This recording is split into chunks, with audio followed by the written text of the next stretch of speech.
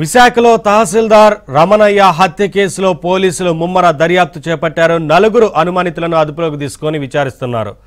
DCP Manikanta ఆధ్వర్యంలో అనుమానితుల విచారణ కొనసాగుతోంది. 12 టీంలుగా ఏర్పడి సీసీ కెమెరాల ఆధారంగా ఇనుప రాడుతో కొట్టి చంపిన వ్యక్తి కోసం జల్లెడ పడుతున్నారు.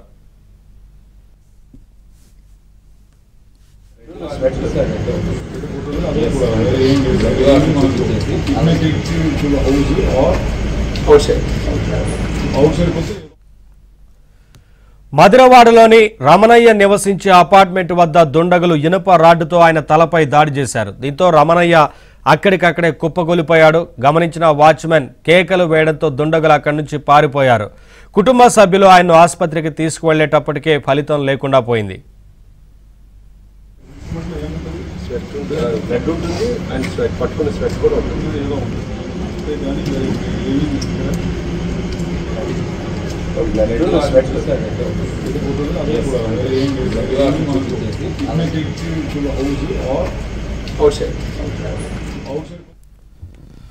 విశాఖలో తహసీల్దార్ రమణయ్య హత్య కేసులో పోలీసులు ముమ్మర దర్యాప్తు చేపట్టారు. నలుగురు అనుమానితులను అదుపులోకి తీసుకుని విచారిస్తున్నారు.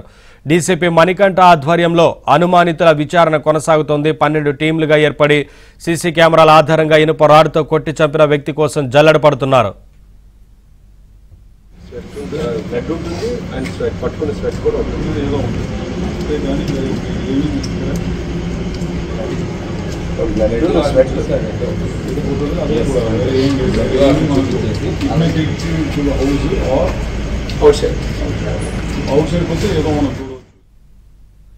మధురవాడలోని రమణయ్య నివసించే అపార్ట్మెంట్ వద్ద దుండగులు ఇనుప రాడ్డుతో ఆయన తలపై దాడి చేశారు. దీంతో రమణయ్య అక్కడికక్కడే కుప్పగొలిపోయాడు. గమనించిన వాచ్మెన్ కేకలు వేయడంతో దుండగులు అక్కడి నుంచి పారిపోయారు. కుటుంబ సభ్యులు ఆయన్ను ఆసుపత్రికి తీసుకువెళ్లేటప్పటికీ ఫలితం లేకుండా పోయింది.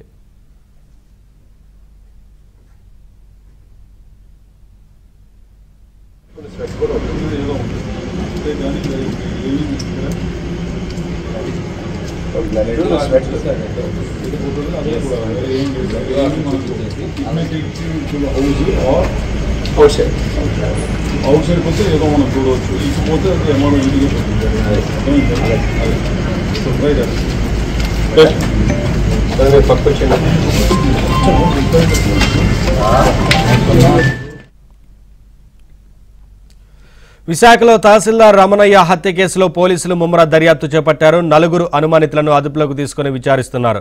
డీసీపీ మణికంఠ ఆధ్వర్యంలో అనుమానితుల విచారణ కొనసాగుతోంది. అప్డేట్స్ మా కరెస్పాండెంట్ సతీష్ నడి తెలుసుకుందాం. సతీష్, ఈ హత్య కేసుకు సంబంధించి విచారణ గురించి ఏం చెప్తున్నారు దర్యాప్తు అధికారులు?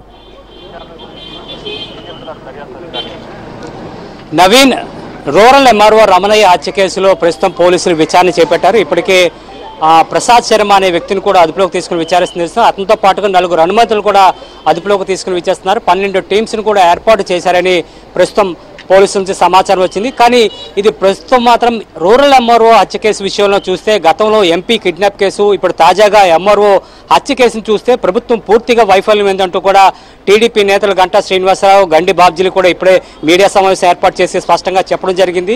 ఎందుకంటే ఒక హత్య కావచ్చు, ఒక ఘటన కావచ్చు, ఏదైనా జరిగితే ప్రభుత్వం స్పందించి దానిపైన రివ్యూ చేయాలి. అదేవిధంగా అధికారులు అప్రమత్తం చేయాలి. ఇటువంటి క్రైమ్ కూడా భవిష్యత్తులో జరగకుండా చర్యలు చేపట్టాలి. కానీ అటువంటిది లేకపోవడం వల్ల ఇటువంటి రౌడీలు విచ్చలవిడిగా రెచ్చిపోయి ఇష్టానుసారంగా వ్యవహరిస్తున్నారంటూ కూడా ఇప్పుడే మీడియా సమావేశంలో చెప్పడం జరిగింది. ప్రస్తుతం మనతో పాటుగా టీడీపీ నేత గండి బాబ్జీ ఉన్నారు. ఆయన అడిగి మరిన్ని విషయాలు తెలుసుకుందాం. సార్ చెప్పండి, గతంలో అదే మనం ఎంపీ కిడ్నాప్ కేసు కావచ్చు, ఇప్పుడు తాజాగా రాత్రి జరిగిన ఎంఆర్ఓ హత్య కేసు కావచ్చు, ఇటువంటి జరగడానికి దేని కారణం చెప్పొచ్చు అంటే ఒక విధంగా భూ లావాదేవీలు అని చెప్తున్నారు, భూ కబ్జాలు అని చెప్తున్నారు. ఇవే కాకుండా మనకు తాజాగా అంటే రోజు జరిగిన ఘటనలు కూడా మనం గంజాయి పంపకాలు, గంజాయి సరఫరా, ఇటువంటి విచ్చలవిడిగా రెచ్చిపోవడమేనా? కేసుకి సంబంధం గంజాయి ఈ కేసుకి సంబంధం ఎలా ఉంటుందంటే, ఇప్పుడు జగన్ చాలామంది కుర్రవాళ్ళని సోమరపుత్రులుగా తయారు చేశాడు. ఇప్పుడు 5 సంవత్సరాల్లో కనీసం 2-3 లక్షల ఉద్యోగాలు ఇస్తానని చెప్పిన పెద్ద మనిషి కనీసం ఒక్క నోటిఫికేషన్ కూడా ఇవ్వకుండా వీళ్ళందరినీ వెక్స్ అయిపోయేట్టు చేశాడు. ఖర్చుకి అలవాటు పడతారు పిల్లలు. అలవాటు పడి ఎక్కడలేని గంజాయి, హెరాయిన్ ఇవన్నీ కూడా స్మగ్లింగ్ చేస్తూ దానిలో కూడా ఇన్వాల్వ్ అయిపోయి దాంతో అలవాటు అయిపోయి ఇటువంటి చర్యలకి చాలా ముఖ్య కారణం అవుతుంది ఇదంతా. నేను చెప్పేది ఏమిటంటే, ఇక్కడ ఎంఆర్ఓ గారి హత్యలో కానీ, ఎంవీవీ సత్యనారాయణ కిడ్నాప్లో కానీ మీరు ఏం విచారించారు? ఎవరినైనా బయట పెట్టారా? ఇదిగో ఈయన శిక్షించాం, వీడికి మీద కేసు కట్టాం, సత్యనారాయణ గారిని 2 రోజులు కిడ్నాప్ చేసినందుకు ఇంతమంది మీద కేసు కట్టామని చెప్పి ఎవరికైనా ప్రపంచానికి చెప్పారని మీకేం తెలుసా? మీకే తెలీదు, మాకే తెలుస్తుంది. అటువంటిది ఇక్కడ కూడా అసలు ఎంఆర్ఓ గారి హత్య కంప్లీట్గా ప్రభుత్వ హత్య అండి. ఇది ప్రభుత్వం యొక్క నెగ్లిజెన్స్ అండి. ఎవరైనా ఇటువంటి పనులు చేసినప్పుడు సీరియస్గా వాళ్ళ మీద యాక్షన్ తీసుకుంటే, నువ్వు ఆనాడు చెప్పావు 21 రోజుల్లో జడ్జిమెంట్ ఇచ్చేస్తానని. ఏ కేసులో అయినా ఒక జడ్జిమెంట్ ఇచ్చావండి? అమ్మాయిల రేపు విషయంలో కానీ, మర్డర్ విషయాల్లో కానీ, అమ్మాయిల్ని ఇటువంటి అధికారులు మర్డర్లు చేసిన విషయాల్లో కానీ ఎవరినైనా ఒక్కరినైనా నువ్వు స్పీడీ డెసిషన్ ఇచ్చారండి? మీరే చెప్పారు కోర్టు స్పెషల్ కోర్టులు పెడతాం, 21 రోజుల్లో జడ్జిమెంట్ ఇస్తామని. ఇప్పుడు ఏమవుతుందండి? దీనికి ఎవరికి కూడా ప్రజలకి భయం ఎక్కువైపోయింది. ఇటువంటి పనులు చేసే వాళ్ళకి భయం లేదు అసలు. మీకు తెలియదు, చిన్న పిల్లలు లోపల జోబీలో చాకు పెట్టుకొని ఎవరైనా గట్టిగా మారితే నిలవ గీసి వెళ్ళిపోతాడు అంతే. ఆడు చస్తాడా బతుకుతాడు అనవసరం. వాళ్ళ పేరెంట్స్ ఆడు నమ్ముకున్నారని ఆ సంగతే మర్చిపోతాడు ఆ కుర్రోడు. అటువంటి చర్యల్ని మర్చిపోయి ఈవేళ ఇటువంటి ఈ హత్య కేసులో, ఎంఆర్ఓ జరిగిన హత్య కేసులో రాజకీయ వ్యవహారాలు కానీ, భూ వ్యవహారాలు కానీ, రాజకీయ కోణం ఏమైనా ఉందని మీరు భావిస్తారు? నేను చెప్పింది రాజకీయ కోణం అంటే రాజకీయ తగులు కాదు, ఇది కేవలం భూ వ్యవహారాలే. ఎవరో ఒకడు వెనకాలండి ఈ అధికారంలో ఉన్న పెద్దలు రాజకీయ నాయకులే, గ్యారంటీగా చెప్తున్నాను నేను.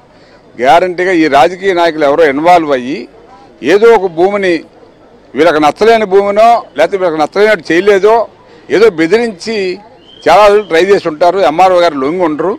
దానికి ఇలా కాదని చెప్పి ఏమని చేసేవాళ్ళు ఇప్పుడు 10,000 ఇచ్చి చంపేస్తారు సార్ మనల్ని. వాళ్ళకేం అక్కర్లేదు, రాత్రి తాగి వచ్చి చంపేస్తారు ఇద్దరు. అటువంటి మనుషులు ఉన్నారు ఇక్కడ. నువ్వు లక్షల కోట్లు ఇవ్వకర్లే సుపారి. అటువంటి పరిస్థితి ఈవేళ ఇక్కడ ఉన్న పెద్దలు క్రియేట్ చేశారనేది నా నమ్మకం. అంటే ఇంత విచ్చలవిడితనం పెరిగిపోవడం కారణం ఏమంటారు? భూమి యొక్క రేట్లు పెరిగిపోవడం, భూమిని కబ్జా చేయడం వలన ఎక్కడి నుంచి వచ్చి ఇక్కడ భూములు కొనేసి ఆ తగువులు వచ్చి వాళ్ళే ఒక ముఠాలు అరేంజ్ చేసుకొని ఇక్కడ లోకల్ నాయకుల సపోర్ట్తో ఇటువంటి చర్యలు చేస్తున్నారని నా అనుమానం. Smart city, peaceful city, capital city ఇప్పుడు ఎందుకు క్రైమ్ సిటీగా మారాల్సి? అన్నీ ఒకప్పుడు జగన్ ఎప్పుడైతే అధికారంలోకి వచ్చాడో ఈ విశాఖపట్నం యొక్క నగరం ఇటువంటి క్రైమ్ సిటీగా మారడానికి కారణమైందని చెప్పక తప్పదు. ఎవరిని ప్రజల్ని అడగండి, మీకు తెలిసే ఉంటుంది. విజయమ్మ గారు పార్లమెంట్కి పోటీ చేసినప్పుడు అందుకే విజయమ్మ గారికి ఓట్లు వేయలేదు. బాబు వీళ్ళందరూ వస్తే ఈ సిటీ అంతా కూడా క్రైమ్ సిటీ అయిపోద్దని భయపడితే అదే జరిగింది. ఈరోజు నువ్వు ఎవరిని పెట్టావు? నీ మనుషుల్లో పెట్టావు. విశారెడ్డి, తర్వాత సుబ్బారెడ్డి, లేకపోతే ఇంకొక రెడ్డి ఈ వైజాగ్ని వెళ్తున్నారు. ఎవరికి ఇచ్చారని? బీసీలు ఎవరు ఉన్నారా? బీసీ మంత్రి నిన్న కాక మొన్న బొత్స సత్యనారాయణకి ఇచ్చావు. ఆయనకి ఏం మాట్లాడుతాడో ఆయనకే తెలియదు. ఆయనకి ఏం అధికారం ఇచ్చావో నువ్వు ప్రజలకు అందరికీ తెలుసు. అతనికి ఏం అధికారం ఉండదు, ఊరికే మాట్లాడడమే, అతను ముందు పెట్టి మాట్లాడిస్తారు అంతే. ఇటువంటి చర్యలు ఉన్నప్పుడు ఎవరికి రౌడీ మోకలకి ఈ రౌడీ షీటర్స్కి భయం ఉండదు. వీళ్ళ మీద భయం ఉండాలంటే మీరు చర్యలు తీసుకోవాలి. చట్టం వెంటనే రియాక్ట్ అవ్వాలి. ఇప్పుడు ఈవేళ టీవీల్లో చూస్తున్నాం, దొరికిన వాళ్ళని దొరికినట్టు మీరు అవసరం అనుకుని ఎన్కౌంటర్ చేయాలి నా ఉద్దేశం అయితే. ఎందుకంటే ఒకళ్ళిద్దరిని ఎన్కౌంటర్ చేస్తే రేపు పొద్దున్న ఇంకో టీం తయారవుతుంది. ఇక్కడ మీకు గతంలో కృష్ణరాజు అని ఒక వ్యక్తిని చేశారు ఇక్కడ సేమ్ ఏరియాలోనే వెంకోజీపాలెంలో. తర్వాత ఎప్పుడు ఒక్కడు మాట్లాడలేదు ఎక్కడ క్రైమ్ గురించి. మీకు అర్థమైందా? తర్వాత ఎప్పుడు మొదలయ్యాయి? మళ్ళీ ఇప్పుడు ఈ మహానుభావుడు ముఖ్యమంత్రి అయిన తర్వాతే మొదలయ్యాయి అన్నీ. అందువల్ల దీనికి విజయనగరానికి ట్రాన్స్ఫర్ అయిపోయి రేపు బదిలీ అవ్వాల్సిన నేపథ్యంలో ఈ హత్యని అక్కడి నుంచి ఇక్కడికి వచ్చాడు. చెన్నగదుల నుంచి ఆయన బొండపల్లికి ట్రాన్స్ఫర్ అయ్యి కాదు ఓకే నేను చదివిన పేపర్లో అటు నుంచి ఇటు వచ్చినట్టు వచ్చింది. సరే ఏమైనప్పటికీ బహుశా ఇతను మళ్ళీ దొరకడు, విజయనగరం వెళ్ళిపోతే మళ్ళీ అదొక పెద్ద టాస్క్ అయిపోద్దని ఇక్కడ ఉండగానే ఇటువంటి చర్య చేసి ఉంటారు నా ఉద్దేశం. Thank you. ఇది పూర్తిగా ప్రభుత్వ వైఫల్యం. ప్రభుత్వం చొరవ తీసుకొని వారిపైన కఠిన శిక్షలు చేపడితే ఇటువంటి ఘటనలు చోటు చేసుకోవు. ప్రభుత్వం పట్టించుకోకపోవడం, ముఖ్యమంత్రి స్థాయిలో దీన్ని రివ్యూలు చేపట్టకపోవడమే ఇటువంటి ఘటనలు చోటు చేసుకున్నట్టు కూడా గండిబాబ్జీ చెప్తున్నారు. Over to studio.